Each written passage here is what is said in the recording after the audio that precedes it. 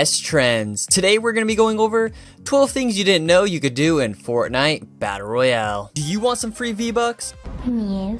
Well, we're going to be giving away $25 worth of V-Bucks to 50 different people. All you have to do is leave a like on the video, subscribe if you're new, and turn on notifications. And once you've done all that, go down below in the comment section and comment free V-Bucks. There's so many things in Fortnite that loads of people don't even really know you can do.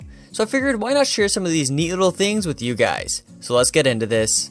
Number 12, the fire hydrant. Some of you may have known this, but this is definitely something you don't see people using to their advantage very often. But you can actually use the fire hydrants as a trampoline, just as you would with the tires. All you have to do is break the top and wait for the water to start flowing, and then just give it a hop, and voila, you're bouncing in the sky. Trust me, it truly is as fun as it looks. Number 11, the critical hit. When you're mining materials, you always want to try to go for those critical hits. For those of you who may be asking, what in the world is a critical hit? You know on the material you're hitting and there's like a blue circle? If you hit that circle, you get a critical hit. You get more materials and break the object much faster. A little trick I'm going to teach you guys is how to get a critical hit pretty much 100% of the time. Actually, probably around 90% of the time without even really moving your mouse. All you need to do is, when hitting that object, get at a smaller angle. So don't go up straight at the beginning, because if you look straight at it and start hitting, then it's going to go all around the tree or the object that you're hitting. Create a small angle, that way the circle has less room to work with and almost ensures you end up getting a critical hit. Number 10. Counter strafing. People will most likely already know this just by playing the game and figuring it out on their own. But when you're sliding down a mountain, you want to counter strafe up the mountain. For instance, if you're sliding down facing to the left, then you want to push up with the right to slow your speed to allow yourself to slide safely and do not take any damage whatsoever. A bad example is this right here. When falling and not counter strafing, you just end up losing health points, just getting mad at yourself and taking your head out of the game. And when your head's out of the game, you don't take any dubs. You just whine and you take an L. Number 9. Supply drop riding. Supply drops are very nice and people definitely go and battle over them and risk their lives just to try to get this awesome loot. It's well worth it if you win the battle, but if you end up dying going for it, then clearly that wasn't the right thing to do. But why fight on the ground for it when you can just ride the supply drop balloon to the ground itself? All you gotta do is launch off a jump pad, then soar around on your glider and literally land on it. Not just that, once you land on the balloon, it hasn't hit the ground yet, you can have leverage on people on the ground and maybe even take one out. Number 8, make the game more challenging.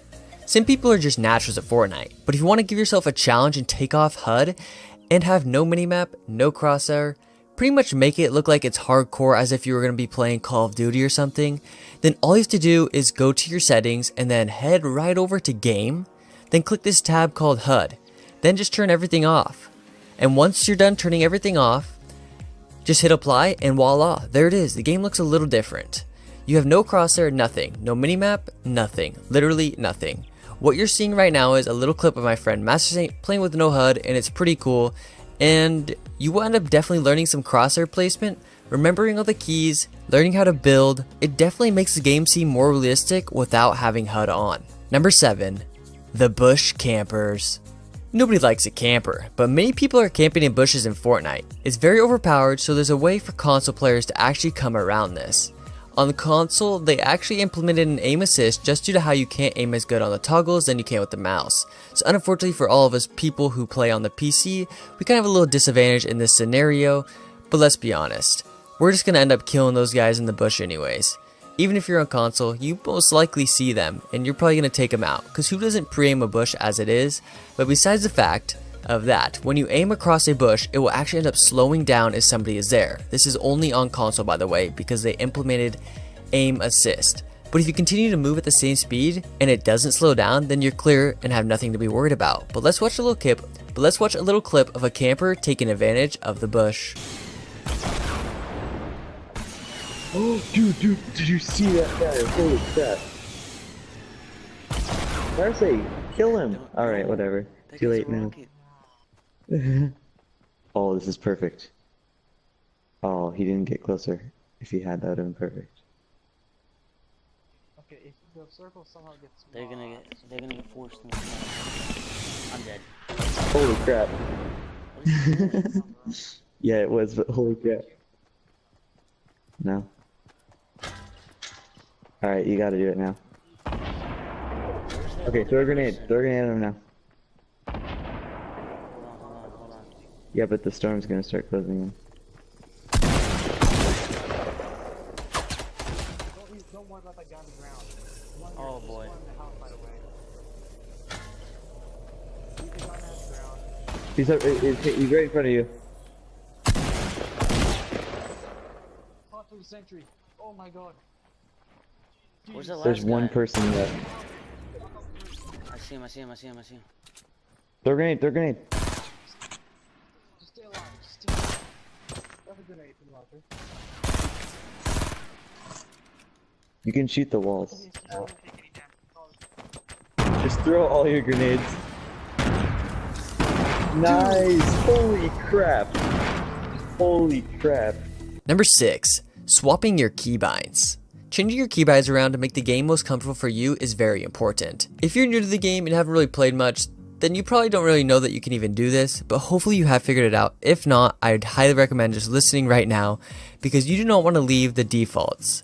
Because leaving the defaults can cause you to not be able to react and build as fast, or even switch to your guns as fast as you'd like to. For example, if you're on the computer and you move with WASD, you could swap your building bind to something on your mouse. That way when you can build and continue to move and not have any problems having to reach to F1, F2, F3 to actually build. So I'd highly recommend you get a mouse with at least 2 buttons on it. That way you can swap your keybinds and build much faster. Or do anything like WASD if you move with, then do like ERT or something, or 1, 2, 3. That way you don't have to reach as far to F1, F2, F3. Some may be asking, how does one even do this? Well, head over to settings, then go over to input, scroll on down to whichever you would want to change. For example, if you don't like one of your keys, if you don't like using WASD and you want to use the arrow keys, then go ahead and switch that. Number 5, the umbrella tilt. When you're getting dropped off out of the bus, you want to be the first one to the ground to ensure that you get the loot first to have the highest chance of getting the most kills and also getting the win. So how do you do it, you may be asking? So once you jump out of the bus, go straight down to your location. Once your glider ends up getting forcibly deployed, tilt to the left or right depending on the direction you need to go and literally glide sideways to the location.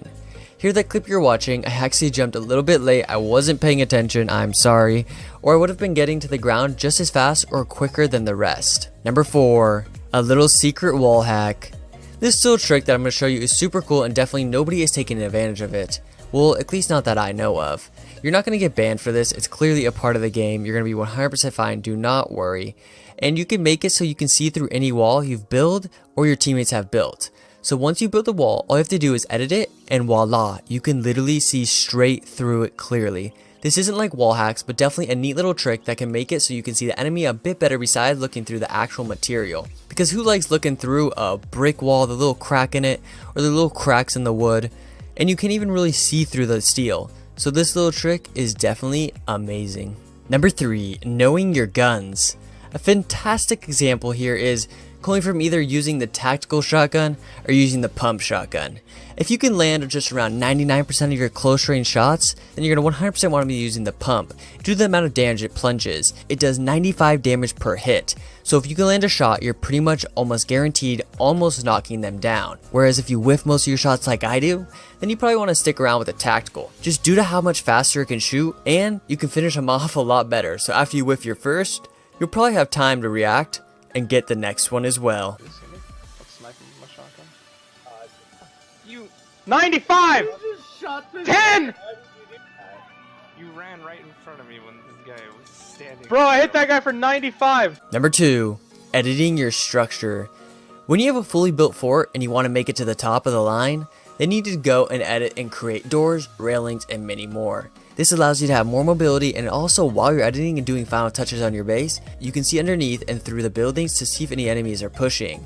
This is another little wall hack trick I was telling you guys about earlier. It is definitely very useful and this is very smart. I highly recommend this, and you're going to be editing anyway, so why not take a peek while you're doing it. Number 1, decision making. There's the right time to do certain things. All of you know this, but I definitely thought I'd throw this in just to make sure you fully get the understanding of it. Knowing whether or not to take the shot, or wait until you get closer to make sure that you finalize the kill. Or whether or not you should drink a potion when the enemy has a knocked teammate right next to you and they can see and communicate to their teammate telling you that you're medding or drinking a potion. Think about things before you do them. I have a great example of what I just explained from Noah J AFK, and he definitely knew that he messed up and he was pretty mad about it. Got your help. We hit each other. Okay.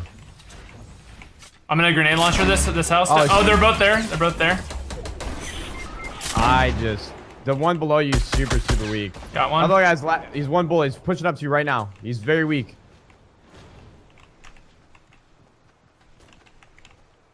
Do you have a shotgun? He's still on the ramp right next to me. He's pushing you, pushing you. No, dude! How did he know I went over there? He didn't even see me! Oh, dude, we cannot win a game. I went down to challenge. I'm just gonna scrap that. Oh, man, dude. That was such a good game, too. Well, there you have it, guys. That was 12 things you didn't know that you could do in Fortnite Battle Royale. Hope you guys did enjoy the video. If you did, be sure to smash that like button. Like always. And